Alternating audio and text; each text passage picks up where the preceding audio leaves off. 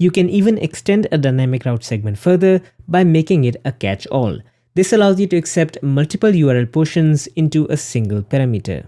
To demonstrate this, let's consider a real-world use case where we have a shopfront that displays different products that exist within a hierarchy.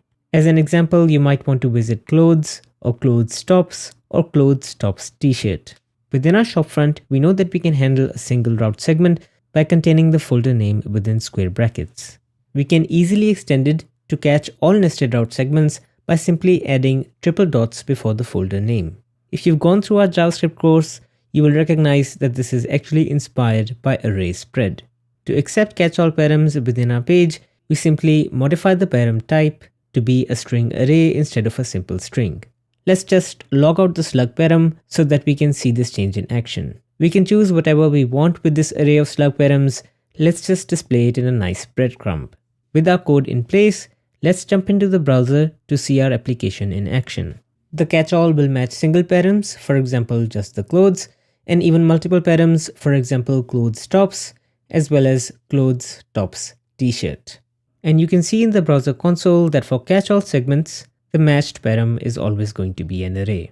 A catch-all segment can also be made optional, allowing you to capture the nested routes as well as the root route in a single page. Currently, our shopfront handles the routes where the different segments are passed in. For example, clothes, clothes tops t-shirts. However, it might surprise you that it doesn't work when we visit the root shop URL. And we can easily verify this within the browser. The different nested routes work, but the root shop route will result in a 404. One way to fix this is to turn the nested catch-all route to become optional.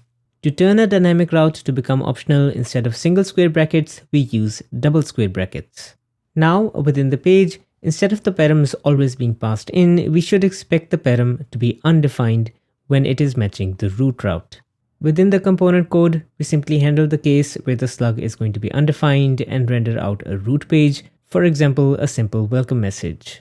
Let's verify our change by taking a look at the application within the browser. Of course, the nested catch-all routes continue to function as expected, but now it even functions for the root, in which case we can see on the console that the slug is going to be undefined.